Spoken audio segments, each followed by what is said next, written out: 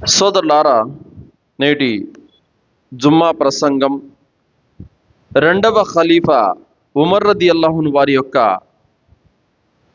వీర మరణం ఎలా జరిగింది, అందులోని మనం గ్రహించవలసినటువంటి గుణపాఠాలు ఏమిటి అన్న విషయాలు మనము తెలుసుకుంటాము. సోదరులారా, ఉమర్ రదియల్లాహు అన్హు వారు ఆయన హిదాయత్ కోసము దైవ ప్రవక్త ముహమ్మద్ సల్లల్లాహు అలైహి వసల్లం వారు దువా చేశారు. చాలామంది ఒక విషయాన్ని చెప్తారు, అదేమిటంటే ఉమర్ రదియల్లాహు అన్హు వారు కత్తిపట్టి ప్రవక్తను చంపటానికి బయలుదేరారు అన్న విషయం. ఇది జయీఫ్. ఇది వాస్తవానికి దీని ఆధారాలు సరిగా లేవు. ఉమర్ రదియల్లాహు అన్హు వారికి సంబంధించినటువంటి జయీఫ్ మరియు కల్పితమైనటువంటి కథలు చాలా ఉన్నాయి. మీరు బరేలి వాళ్ళ దగ్గర కనుక చూసినట్లయితే ఆధారం లేని కథలు వందల కొద్ది రాశారు ఆయన మీద. ఇంకా బిద్దాతుకు పాల్పడేటువంటి ముస్లిం వర్గాలు కూడా, కొన్ని వర్గాలు ఉమర్ రదియల్లాహు అన్హు వారికి సంబంధించి మరణానికి సంబంధించి కాల్పానికమైన కథలు వందల కొద్ది రాసేశారు. అవన్నీ కూడా సహీ సనద్ లేకుండా, సహీ రివాయతులు లేకుండానే, మనము సల పండితుల ఆధారాలు లేకుండానే ఇవన్నీ నమ్మటం కూడా భావ్యం కాదు. ఎందుకంటే ఇలాంటి కల్పితమైనటువంటి కథలు జొరపడే నిజం అనేది, సత్యం అనేది ఈరోజు కనుమరుగైపోయింది. ఏదైతే ఇప్పుడు మనం తెలుసుకోబోతున్నామో ఇవన్నీ కూడా హదీసుల నుండి మరియు సల పండితుల యొక్క ప్రామాణికమైన ఆధారాల నుండి మాత్రమే మనము ఉమర్ రదియల్లాహు అన్హు వారి యొక్క వీర మరణానికి సంబంధించిన విషయాలు మనము తెలుసుకుంటాము. సోదరులారా, మనం మాట్లాడుకుంటుంది ప్రపంచాన్ని ఏలినటువంటి ఒక రాజు గురించే కాదు, మనం మాట్లాడుకుంటుంది ఒక వీర యోధుని గురించే కాదు, మనం తెలుసుకునేది ప్రపంచాన్ని జయించినటువంటి ఒక వ్యక్తి గురించే కాదు. ఆయన ధీరత్వం, ఆయన విశ్వాసం, ఆయన ధైర్యానికి భయపడిపోయి ప్రపంచ రాజులే రాజ్యాన్ని అప్పగించి లొంగిపోయారు. అంతటి విశ్వాసం కలిగినటువంటి, అంతటి ధీరత్వం కలిగినటువంటి, అంతటి ధైర్య సాహసాలు కలిగినటువంటి ఉమర్ రదియల్లాహు అన్హు వారి పాదాల దగ్గర రాజ్యాలు వచ్చి చేరినా కూడా నాకు పరలోకమే కావాలని పరితపించిపోయినటువంటి వ్యక్తి ఉమర్ రదియల్లాహు అన్హు వారు. మరి ఆయన గురించి ప్రవక్త ముహమ్మద్ సల్లల్లాహు అలైహి వసల్లం వారు ఏమన్నారు? జామి తిర్మిజీ 3662వ హదీసులో ప్రవక్త సల్లల్లాహు అలైహి వసల్లం వారు ఇలా అంటున్నారు, ఇక్తదు బిల్లదైని మిన్ బఅది అబీబకర్ వ ఉమర్. నా తరువాత మీరు అబూబకర్ను, ఉమర్ను అనుసరించండి అని ముస్లిం సమాజానికి హితవు చేశారు ప్రవక్త సల్లల్లాహు అలైహి వసల్లం వారు. అంటే నేను చనిపోయిన తర్వాత మీరు ఉమర్ని, అబూబకర్ని అనుసరించండి అని చెప్పారంటే ఆ వ్యక్తులు ఎంత ఘనమైన వ్యక్తులో మనకు అర్థమవుతుంది.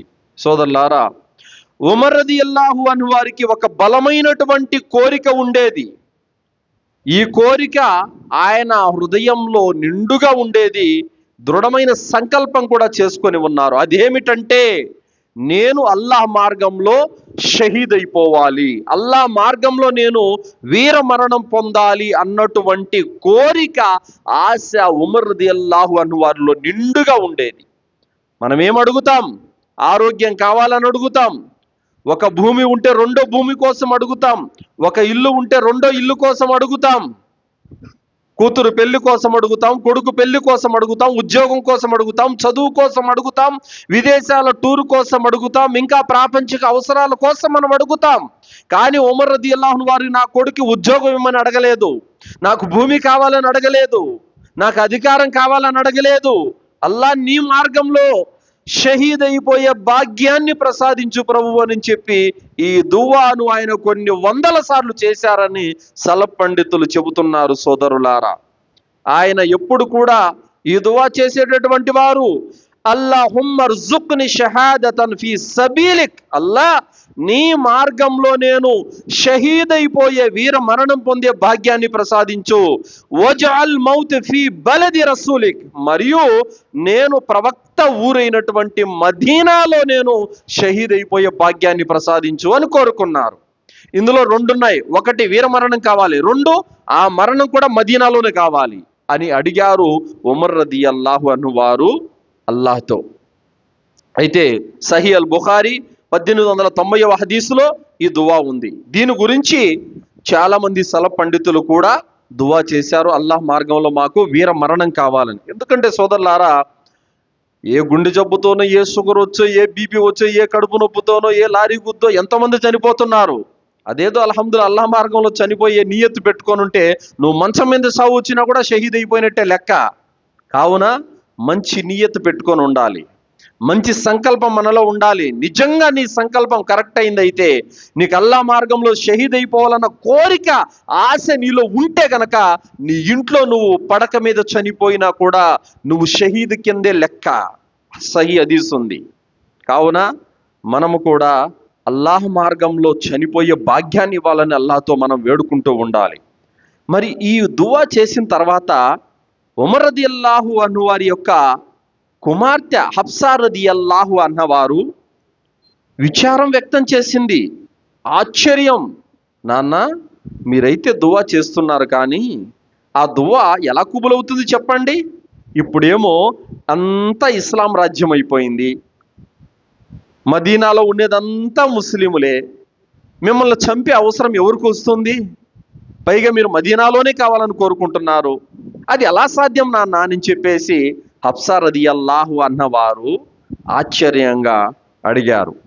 ఉమర్ రదియల్లాహు వారు అన్నారు, అల్లాహ్ దయతలిస్తే తన దాసుల దువాలను ఇలాగే ఆలకిస్తాడు, అతి ఉత్తమంగా ఆయన తన దువాలను, తన దాసుల దువాలను కుబుల్ చేస్తాడు అని ఉమర్ రదియల్లాహు వారు తెలియజేశారు. ఎందుకు కోరుకున్నారైనా షహీద్ అయిపోవాలని? ప్రవక్త సల్లల్లాహు అలైహి వసల్లం వారు చెప్పారు, సహీ బుఖారీ సహీ ముస్లిం హదీసు వస్తుంది, మా అహదున్ యద్ఖులుల్ జన్నత యుహిబ్బు అయ్యర్జిఅ ఇల దునియా ఇల్ల షహీద్. ప్రవక్త సల్లల్లాహు అలైహి వసల్లం వారు అన్నారు, మనిషి చనిపోయి జన్నత్కి వెళ్ళిన తర్వాత జన్నత్తులో అల్లా ఇచ్చే అనుగ్రహాలను, వరాలను చూసి ఆ తినేటివి, తాగేటివి, తొడిగేటివి, ఆ అందాలు, అందమైనటువంటి వైభవోపేతమైనటువంటి ఆ జీవితము, ఆ స్వర్గంలో ఇల్లులు, కాలవులు, బంగారు ఉయ్యాలలు, అవన్నీ చూసి ఎవరికైనా తిరిగి రాను బుద్ధి పట్టుద్దా అండి? ఎవరికి బుద్ధి పట్టదు? ఇల్ల షహీద్, ఒక్క షహీదుకు తప్ప. కానీ షహీద్ అంటాడు, అల్లా నన్ను తిరిగి భూలోకానికి పంపించల్లా, నేను మళ్ళీ నీ మార్గంలో చచ్చిపోయి వస్తానని అంటాడు. ఎందుకు? షహాదతులో, వీర మరణంలో అంత రుచి ఉంటుంది, అంత రుచి ఉంటుందన్నమాట. నీ మార్గంలో చనిపోయే భాగ్యం నాకు చాలదు, మళ్ళీ మళ్ళీ మళ్ళీ కావాలి అల్లా అని చెప్పేసి దాసుడు అడుగుతూ ఉంటాడు. కానీ అల్లా అంటాడు ఇది అసంభవం అంటాడు అల్లా తాలా. అంతటి మజా, అంతటి రుచి అల్లాహ్ కోసం చనిపోవటంలో ఉంటుంది. అందుకే సహాబీలు ఇల్లు, ఇల్లాలిని అన్నింటిని వదిలిపెట్టేసి యుద్ధంలో దూకి కథన రంగంలో షహీద్ అయిపోవడానికి వాళ్ళు సిద్ధపడ్డారే తప్ప ఎక్కడ మేము చచ్చిపోతామని వెనకాడలేదండి. తర్వాత ఇమాం ఇబ్న్ హజర్ అస్కలాని రహ్మతుల్లాహి గారు తెలియజేస్తున్నారు, ఉమర్ రదియల్లాహు అన్హు వారు దువా చేశారు. ఒకటి షహీద్ కావాలని, రెండు ఆ షహీద్ కూడా మదీనాలో కావాలని. ఈ దువా అల్లా తాలా అద్భుతంగా నెరవేర్చాడు. అయితే ఉమర్ రదియల్లాహు అన్హు వారు మదీనాలో విశ్వాసులు అయిపోయారు కదా, శత్రువులు లేరు కదా, నన్ను ఎవరు చంపుతారు, ఈ దువా కుబులు కాదు, ఇది అయ్యే పని కాదు, ఎప్పుడు నిరాశ చెందలేదు.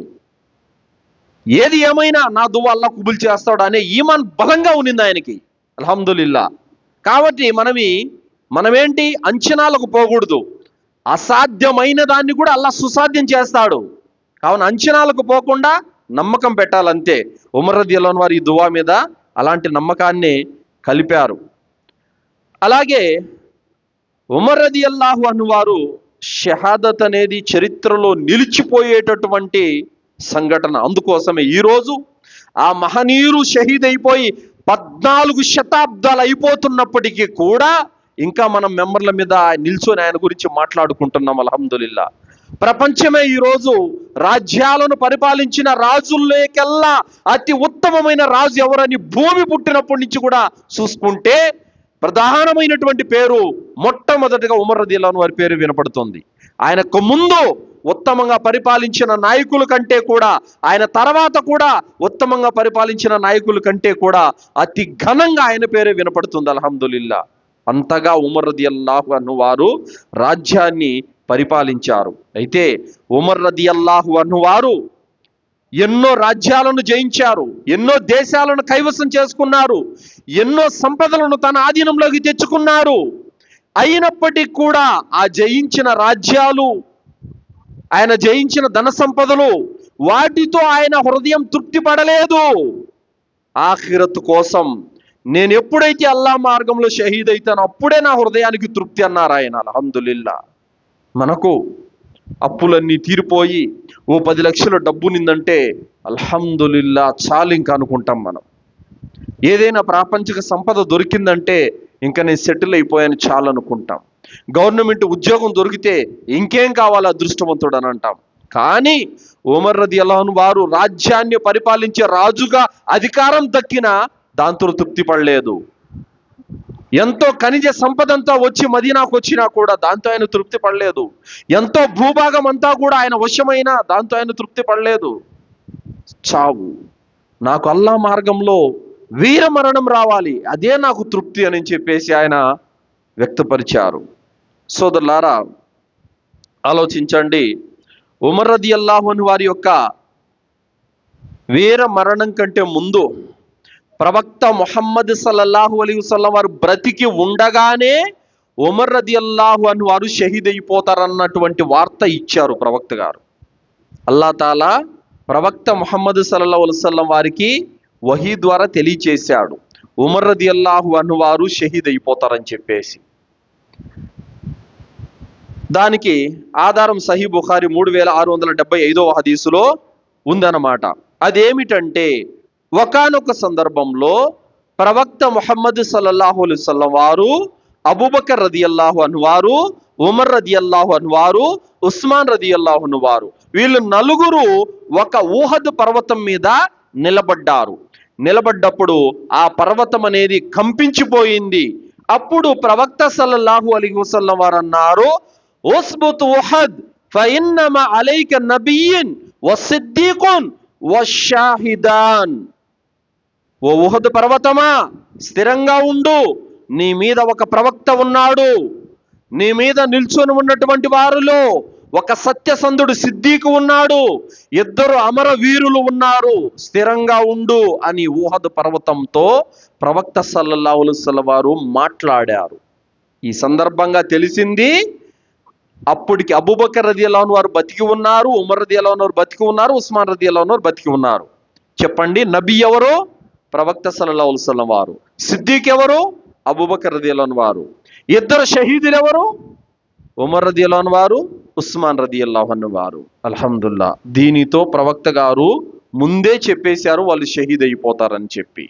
ఆ విధంగానే ప్రవక్త చెప్పిన భవిష్యవాణి వీళ్ళిద్దరి విషయంలో నిజమయ్యిందన్నమాట. అలాగే ఉమర్ రదియల్లాహు అన్హు వారి యొక్క దువా నెరవేరే సమయం ఆసన్నమైంది. దువా చేశారు కదా, అల్లా నీ మార్గంలో షహీద్ అయిపోయే భాగ్యాన్ని ప్రసాదించని దువా చేశారు కదా, ఇంకా ఆ దువా నెరవేరాలి. ఎలా నెరవేరుతుంది? అల్లా ప్రణాళిక ఎలా ఉందో చూడండి. అయితే ముస్లిములు ఒక యుద్ధంలో విజయాన్ని సాధించారు. ఆ యుద్ధంలో విజయాన్ని సాధించినప్పుడు ఎంతో ధనం వచ్చింది, బానిసలు చాలా మంది పట్టుబడ్డారు. అందులో అబూ లులు ఫిరోజ్ అన్నటువంటి ఒక బానిస ముగీరా బిన్ షోబా రదియల్లాహు అన్హు వారి యొక్క ఆధీనంలోకి వచ్చారు.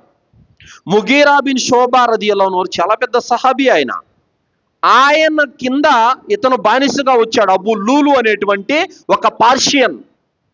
అతను వడ్రంగి పని చేసేవాడు, కొయ్య పని, చెక్క పని చేసేవాడు. అయితే అతను మదీనాలో ఉండేవాడు. అతను ఇస్లాం స్వీకరించలేదు, అవిశ్వాసిగా ఉండేవాడు. ముగిరా బిన్ షోబా రదియల్లాహు అన్హు వారు అతని నుండి జిజియా రాబట్టేవారు, పన్ను. ఇస్లామీయ రాజ్యంలో ఒక ముస్లిమేతరుడు జీవితం గడపాలంటే జిజియా పన్ను కట్టాలి.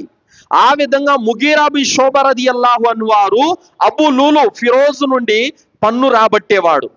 అయితే ఫిరోజ్ ఏం చేశాడంటే ఖలీఫా ఉమర్ రదియల్లాహు అన్హు వారి దగ్గరికి వెళ్ళి, ఖలీఫా ఉమర్ రదియల్లాహు అన్హు వారు, నా యజమాని ముగీరా బిన్ షోబా నా దగ్గర నుంచి ఎక్కువ పన్నులు వసూలు చేస్తున్నాడు, తగ్గించమని చెప్పండి అన్నాడు.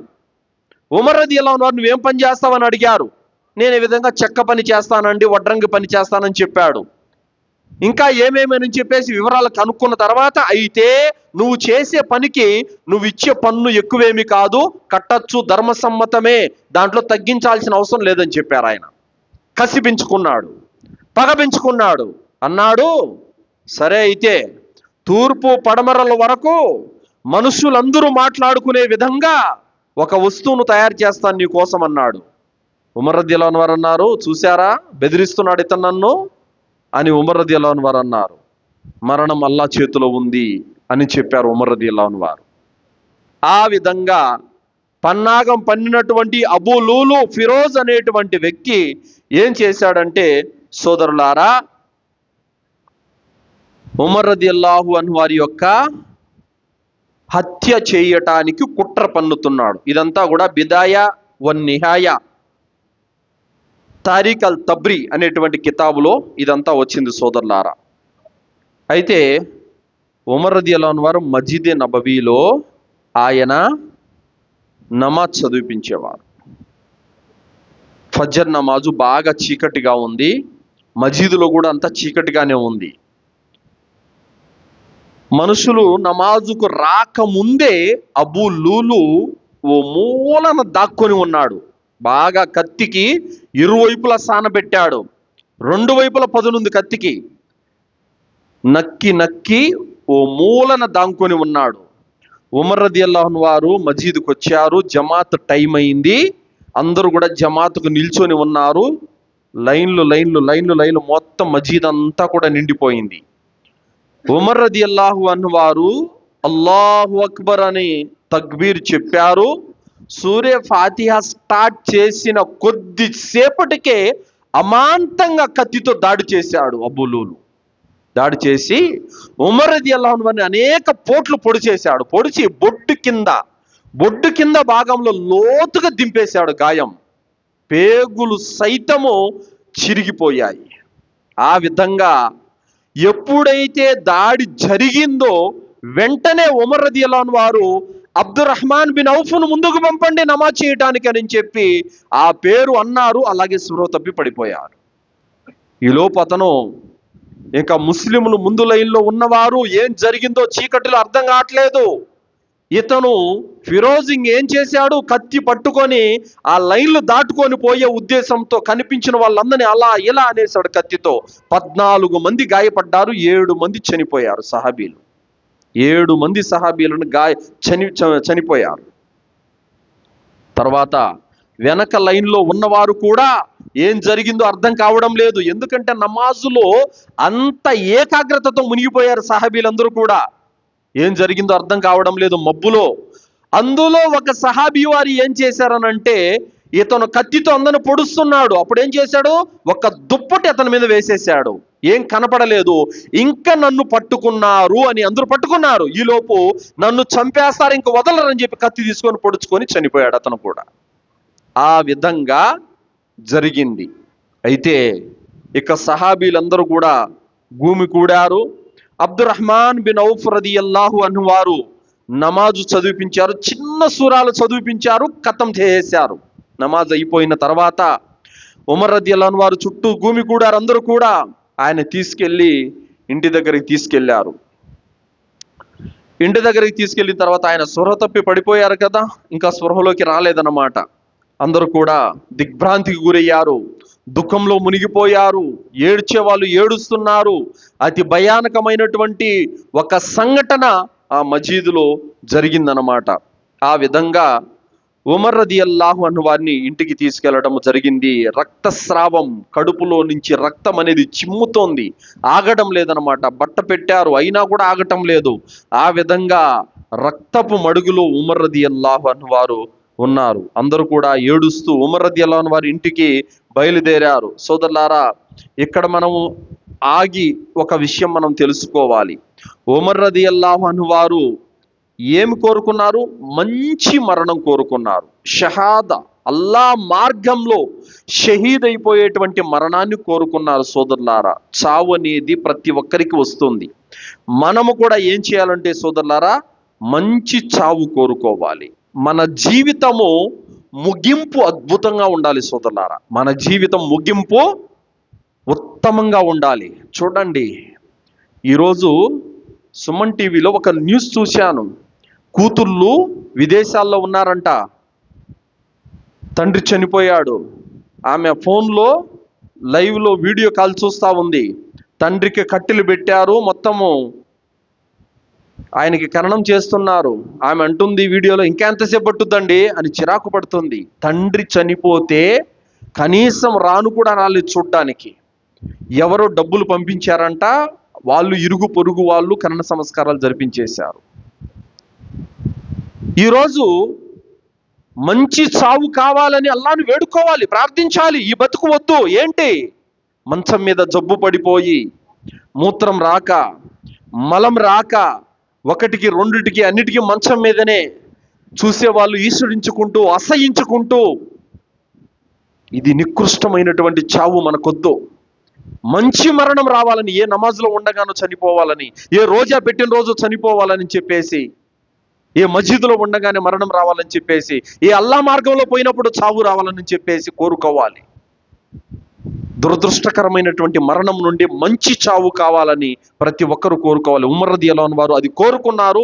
అల్హమ్దులిల్లా, అల్లాహ్ సుబ్హానహు వ తఆలా ఆయనకు అమరత్వం ప్రసాదించాడు, వీర మరణం ఇచ్చాడు.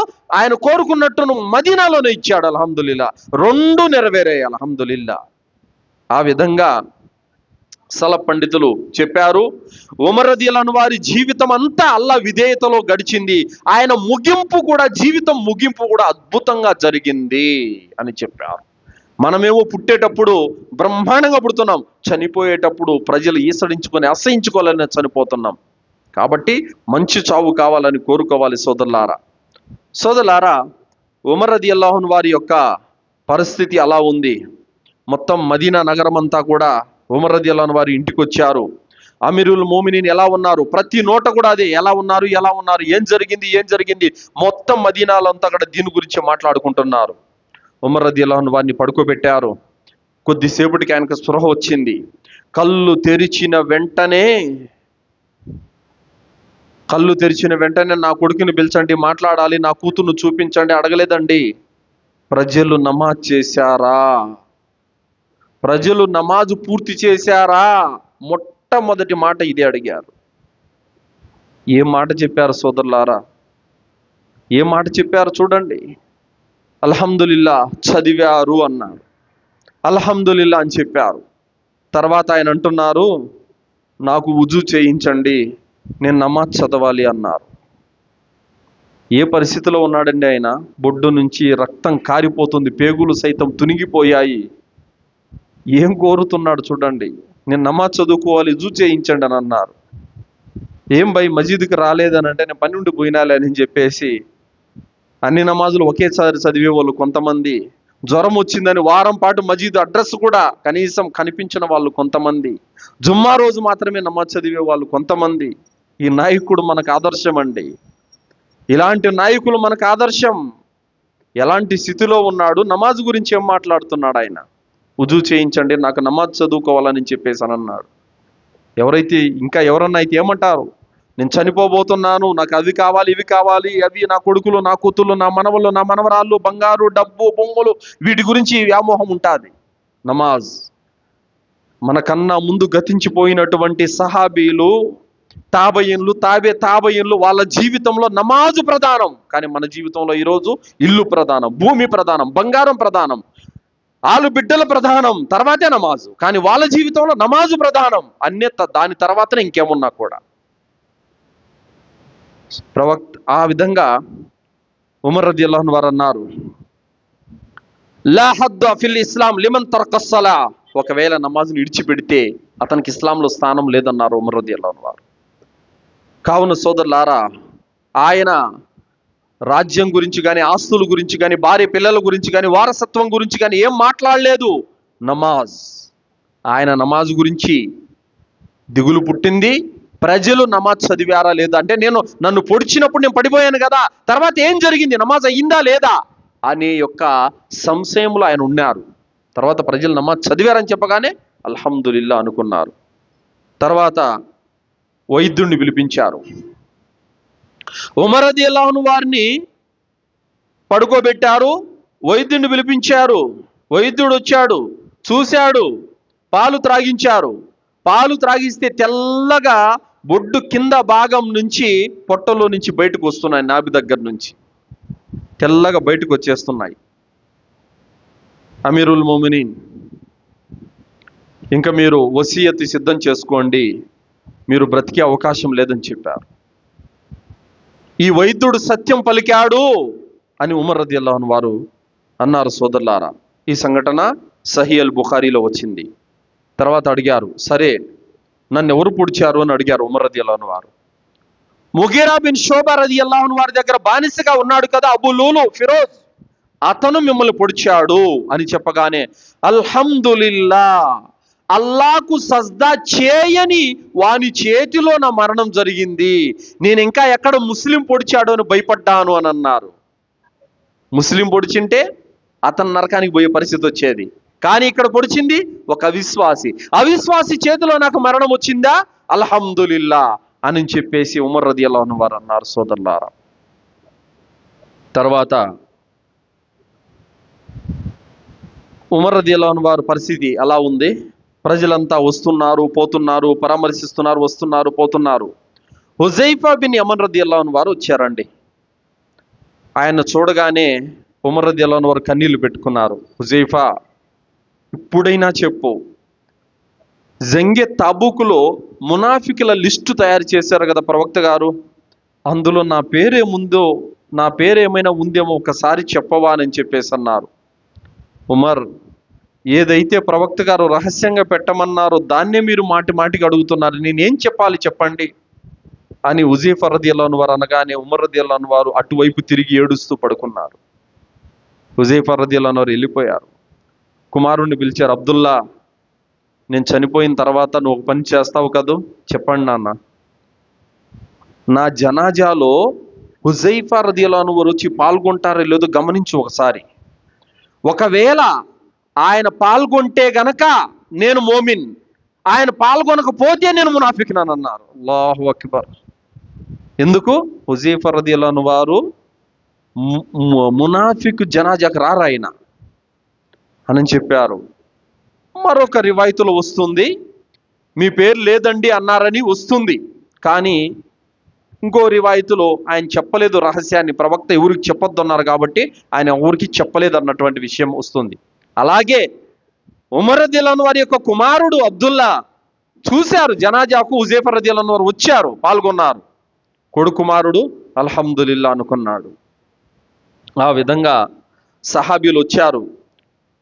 ఒక సహాబీ వచ్చారు, ఉమర్, మీరు ఎందుకు బాధపడుతున్నారు? మీ పరిపాలనా కాలంలో ఎన్నో మీరు సాధించారు, ఎన్నో రాజ్యాలను మీరు జయించారు, ఎన్నో సైన్యాలను మీరు స్థాపించారు, ఎందరో గవర్నర్లను మీరు నియమించారు, ఎన్నో దేశాలకు గొప్ప గొప్ప పాలకులను నిలబెట్టారు, ఎన్నో ఎవరు చేయలేనటువంటి గొప్ప గొప్ప విషయాలను మీరు సాధించారు.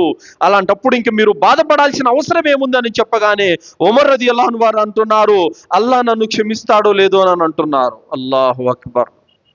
10 మంది సహాబీలలో జన్నతు శుభవార్త పొందిన సహాబీ ఏమంటున్నాడు? అల్లా నన్ను క్షమిస్తాడో లేదో. వారి నమాజుల్లో కొరత రాలేదు, వారి ఆరాధనలో కొరత రాలేదు, వాళ్ళ క్యారెక్టర్లో కొరత రాలేదు, వారు చేసుకున్నటువంటి పుణ్యాలలో ఏ లోటు లేదు, అయినప్పటికీ కూడా అల్లా నన్ను క్షమిస్తాడో లేదో అని అంటున్నారు.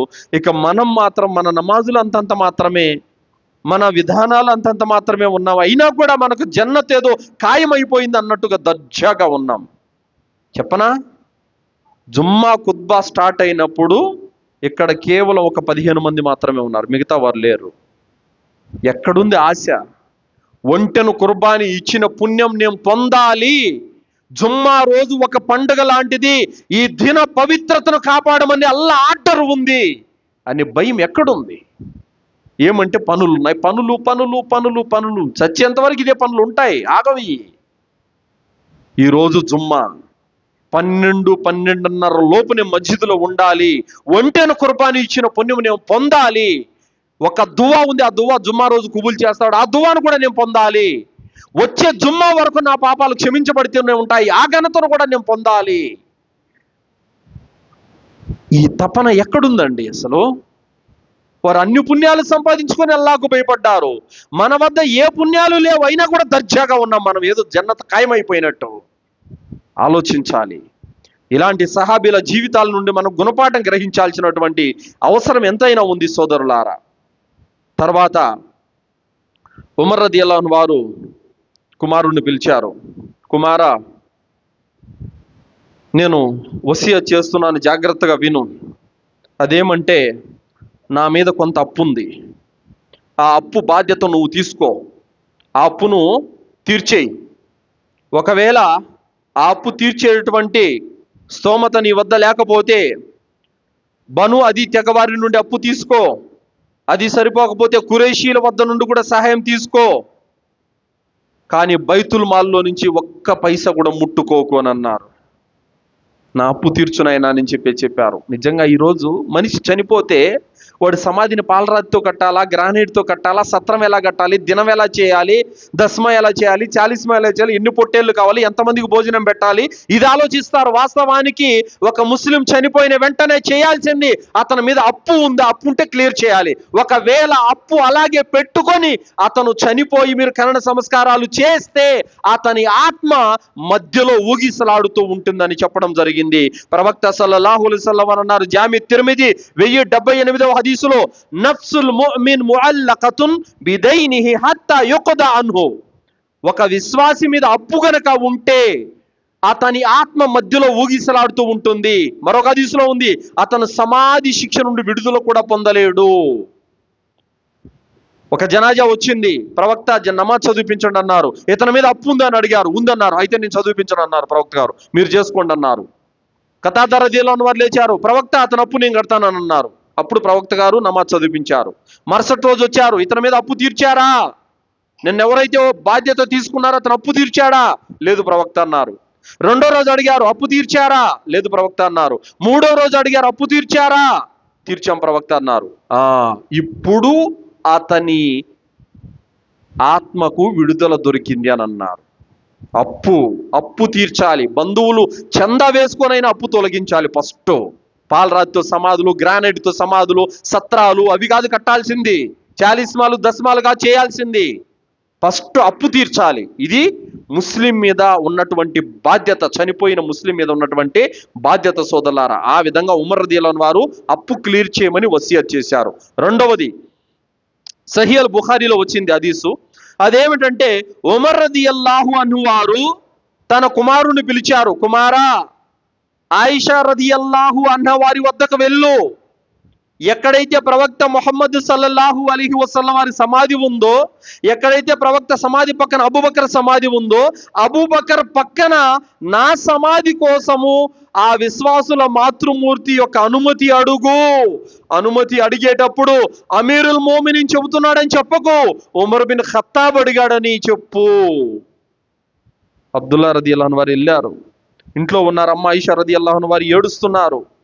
విశ్వాసులు తల్లి, అస్సలాము అలైకుం, మా నాన్నగారు పంపించారు, చావు బతుకుల్లో ఉన్నాడు, ఆయన అబూబకర్ సమాధి పక్కన సమాధి కోసం ఆయన అనుమతి అడిగారు, మీరు అనుమతి ఇస్తే మా నాన్నగారి కోసం మేము అక్కడ సిద్ధం చేసుకుంటామని చెప్పగానే అమ్మ ఆయిషా రదియల్లాహు అన్హా వారు అన్నారు, ఆ స్థలం నా కోసం పెట్టుకున్నాను, నేను నా భర్త నా తండ్రి వాళ్ళిద్దరి పక్కన నేను ఉండాలని కోరుకున్నాను.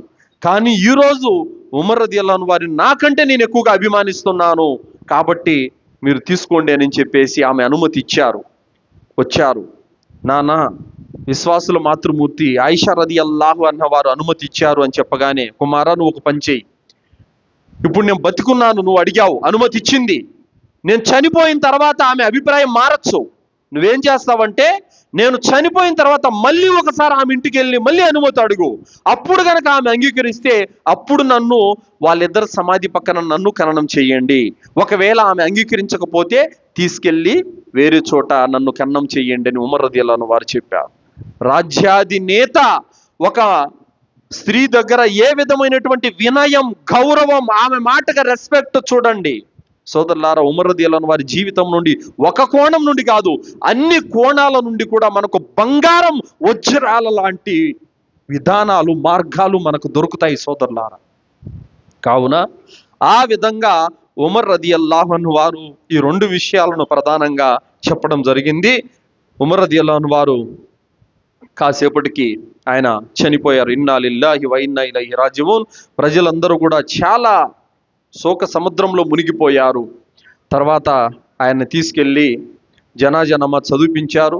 తర్వాత అబూబకర్ రదియల్లాహు అన్హు వారి యొక్క సమాధి పక్కన ఆయనని ఖననం చేశారు సోదరులారా. అయితే చివరిగా కూడా ఆయనకి చెప్పారు, ఈ విధంగా మీరు ఏమైనా సరే ఖలీఫాను నియమించండి అని చెప్పగానే ప్రవక్త చనిపోతూ ఎవరిని ఖలీఫాగా నియమించలేదు. తర్వాత అబూబకర్ని మేమందరం కలిసి ఎన్నుకున్నాం. అబూబకర్ చనిపోతూ నన్ను ఖలీఫాగా నియమించి వెళ్ళారు, నేను మాత్రము ఎవరిని నియమించను అని చెప్పి జన్నతి సహాబాలు ఎవరైతే ఉన్నారో అషర ముబషరాలో బతికి ఉన్న వారందరితో మషూరా చేశారు. మీరందరూ కూర్చొని మషూరా చేసుకొని ఓ మంచి నాయకుడిని మీరు ఎన్నుకోండి అని చెప్పడం జరిగింది. ఉమర్ రదియల్లాహు అన్హు వారు బతికున్నంత కాలం మునాఫిక్ ఎవడు తోక తిప్పేటువంటి అవకాశం ఇవ్వలేదు. భయపడి చచ్చారు అందరూ కూడా. ఎప్పుడైతే ఉమర్ రదియల్లాహు అన్హు వారు షహీద్ అయిపోయారో, ఉస్మాన్ రదియల్లాహు అన్హు వారు ఖలీఫా అయ్యారో, దాని తర్వాత మునాఫికులు పెచ్చరిల్లిపోయారు. ఆ మునాఫికుల కారణంగానే ఉస్మాన్ రదియల్లాహు అన్హు వారు చంపబడ్డారు, హత్య చేయబడ్డారు. తర్వాత ఉస్మాన్ రదియల్లాహు అన్హు వారు ఆయన ఖలీఫాగా అయ్యారు, అది మనకు తెలిసిన విషయమే. అయితే ఉమర్ రదియల్లాహు అన్హు వారు చనిపోతూ కూడా చాలా విషయాలు చెప్పారు. ఉమర్ రదియల్లాహు అన్హు వసీయత్ చేశారు, ముహాజిరీన్ల యొక్క ఎవరైతే మక్కా విడిచిపెట్టి మదీనాకు వచ్చారో వాళ్ళ మీద దౌర్జన్యం చేయకండి, వాళ్ళ హక్కులు కాపాడండి, అన్సార్లను గౌరవించండి, వారు మీ సోదరులు, ప్రాంతాల ప్రజలపైన అన్యాయానికి ఒడిగట్టద్దు, దుర్మార్గానికి ఒడిగట్టద్దు. అలాగే ముస్లిమేతరులు ఎవరైతే ముస్లిం రాజ్యంలో నివసిస్తున్నారో వారి యొక్క హక్కులను రక్షించండి, బలవంతులు బలహీనుల హక్కులను తినకుండా చూసుకోండి, ప్రతి క్షణం అల్లాహ్కు భయపడుతూ ఉండండి, నాయకులు జాగ్రత్తగా ఉండండి అని చెప్పేసి పాలకులకు కూడా చాలా ఆదేశాలు ఇచ్చిపోయారు. ఉమర్ రదియల్లాహు అన్హు వారు జడ్జీలను నియమించారు, కోర్టు వ్యవస్థను స్థాపించారు, పోలీసు యొక్క యంత్రాంగాన్ని నియమించారు, పోలీసుల యొక్క అధికారాలను ఆయన నియమించారు. అలాగే భూమికి రెవెన్యూకు సంబంధించినటువంటి డిపార్ట్మెంట్లను స్థాపించారు, భూమి రిజిస్ట్రేషన్లను స్థాపించారు, ఇస్లామీయ క్యాలెండర్ను స్థాపించారు. 1, 2 కాదు సోదరులారా, లెక్కలేనన్ని విధి విధానాలను, ఉత్తమమైనటువంటి ప్రజలకు ప్రయోజనం చేకూర్చే మార్గాలను ఉమర్ రదియల్లాహు అన్హు వారు స్థాపించారు సోదరులారా. ఈరోజు ఏదైతే రెవెన్యూ డిపార్ట్మెంటు, పోలీస్ డిపార్ట్మెంటు, ఇదంతా మొత్తం ఏదైతే ఉందో ఇది ఉమర్ రదియల్లాహు అన్హు వారి యొక్క పరిపాలన కాలం నుంచి వచ్చినవే ఈ విధానాలన్నీ సోదరులారా. కావున ఉమర్ రదియల్లాహు అన్హు 10 సంవత్సరాల 6 నెలలు ఆయన ఖలీఫాగా ఉన్నారు. హిజ్రీ 13వ సంవత్సరం ఆయన అబూబకర్ రదియల్లాహు అన్హు వారు మరణించిన తర్వాత ఉమర్ రదియల్లాహు అన్హు వారు ఖలీఫా పదవి చేపట్టారు. అప్పటి నుంచి మొదలుకొని ఆయన షహీద్ అయిపోయింది జిల్హిజ్జా మాసంలో. అప్పటి వరకు ఆయన పరిపాలన కాలము 10 సంవత్సరాల 6 నెలలు ఆయన ఖలీఫాగా జీవించారు. Iraq, Sam, Syria, Egypt, Persia, పాలస్తీనా పెద్ద పెద్ద రాజ్యాలన్నీ కూడా ఉమర్ రదియల్లాహు అన్హు వారి పరిపాలన కాలంలోనే ముస్లిముల ఆధీనంలోకి వచ్చాయి సోదరులారా. అల్హమ్దులిల్లా. ఆ విధంగా ఉమర్ రదియల్లాహు అన్హు వారి యొక్క చివరి 3 రోజుల సమయం అనేది ఇలా గడిచింది సోదరులారా. కావున ఉమర్ రదియల్లాహు అన్హు వారు ఈ చివరి 3 రోజులు ఏదైతే మరణ సమయం ఉందో ఆయన ఎంతో నొప్పి, బాధను భరించారు. కానీ అల్లాహ్ మార్గంలో షహీద్ అయిపోతున్నటువంటి ఒక సంతోషము, ఒక సంతృప్తి అనేది ఆయనలో నిండుగా ఉండింది. ఆ విధంగా ఆయన ఆ 3 రోజులు చాలా సహనంగా ఉన్నారు. అయితే మరొక రివాయతులో వస్తుంది, అదేమిటంటే అబూ లూలు ఫిరోజ్ అనేటువంటి వ్యక్తి ఒక వ్యక్తి దగ్గరికి వెళ్ళి ఆ కత్తిమైన విషం పూశాడు, అందుకే ఆ గాయాలు మరింత ప్రభావం చూపి పెరిగిపోయిందని మరొక రివాయతులో కూడా వచ్చింది. కావున ఏది ఏమైనప్పటికీ కూడా బొడ్డు కింద పెద్ద గాయం అయిపోయింది, పేగులు సైతం తునిగిపోయాయి, ఆహారము పాలు నీళ్లు ఏం తిన్నా కూడా ఆయన బయటకు వచ్చేస్తున్నాయి. తిండి తిప్పలు లేకుండా 3 రోజుల పాటు ఆయన అలాగే ఉండి అతి భయంకరమైనటువంటి గాయాలతో ఆయన షహీద్ అయిపోయారు. సోదరులారా, ఈయన జీవితం నుండి మనం గ్రహించవలసిన గుణపాఠాలు చాలా ఉన్నాయి. నియత్తు సంకల్పం సరిగా ఉండాలి. మనం చేసే దువా మీద అల్లా పట్ల అపారమైన తవక్కల్ కలిగి ఉండాలి. సదాచరణ చేయాలి. చావు స్థితిలో కూడా నమాజును కోరుకున్నారు ఆయన. మనం ఈరోజు నమాజు పట్ల ఎలా ఉన్నాము? అలాగే ఉమర్ రదియల్లాహు అన్హు వారు అంత సదాచార సంపన్నుడైనప్పటికీ అల్లా నన్ను క్షమిస్తాడో లేదో అని భయపడ్డారు. మనం కూడా పాపాల పట్ల భయపడాలి. ఆయన ఏ పాపము చేయలేదు, అయినా భయపడ్డాడు. మనం పాపాలు చేస్తున్నాం, భయపడాలి. అలాగే చివరి సమయంలో ఆఖిరతుకు సంబంధించిన వసియత్ చేసుకోవాలి. మనం ఏం చేస్తున్నాం? ప్రపంచానికి సంబంధించిన వసియత్ చేస్తున్నాం, ఆఖిరత్ కోసం రెడీ చేసుకోవాలి. ఉమర్ రదియల్లాహు అన్హు వారు కూడా ఆఖిరత్ కోసం సిద్ధం చేసుకున్నారు. చనిపోతూ ఆయన తన కుటుంబీకుల కంటే కూడా సమూహం గురించి ఎక్కువ ఆలోచించారు, ఉమ్మత్ గురించి ఎక్కువ ఆలోచించారు. ఈ విధంగా ఉమర్ రదియల్లాహు అన్హు వారి జీవితంలో మనకు అనేక గుణపాఠాలు ఉన్నాయి. సోదరులారా, అల్లాహ్ తాలాతో దువా చేస్తూ ముగిస్తున్నాను. విన్నటువంటి విషయాలపైన సదాచరణ చేసే సద్బుద్ధిని అల్లాహ్ మనందరికీ ప్రసాదించుగాక. ఇలాంటి సహాబీల యొక్క జీవితాలను ఆదర్శంగా తీసుకొని జీవించే భాగ్యాన్ని అల్లాహ్ మనందరికీ ప్రసాదించుగాక. అల్లాహ్ తాలా మనందరికీ బ్రతికినన్నాళ్ళు స్వచ్ఛమైన తౌహీదుపై జీవితం గడిపే భాగ్యాన్ని ప్రసాదించుగాక. అల్లాహ్ మనల్ని, మన సంతానాన్ని షిర్కు నుండి, కుఫర్ నుండి, బిదాత్ నుండి, శైతాను యొక్క కీడుల నుండి, మహమ్మారి యొక్క రోగాల నుండి రక్షించుగాక. అల్లాహ్ సుబ్హానహు వ తఆలా మనందరి కబర్ శిక్ష నుండి రక్షించుగాక. జహన్నం నుండి కాపాడుగాక. జన్నతులో ఉన్నతమైన దర్జాలను ప్రసాదించుగాక. ఆమీన్. వాఖిరు దావానా అల్హమ్దులిల్లాహి రబ్బిల్ ఆలమీన్. బారకల్లాహు లనా వల్కుం ఫిల్ ఖురానిల్ అదీమ్ వస్తగ్ఫిరుల్లాహి వలిసాయిలిల్ ముస్లిమీన్ ఇన్నహు తఆలా జవాదుల్ కరీం.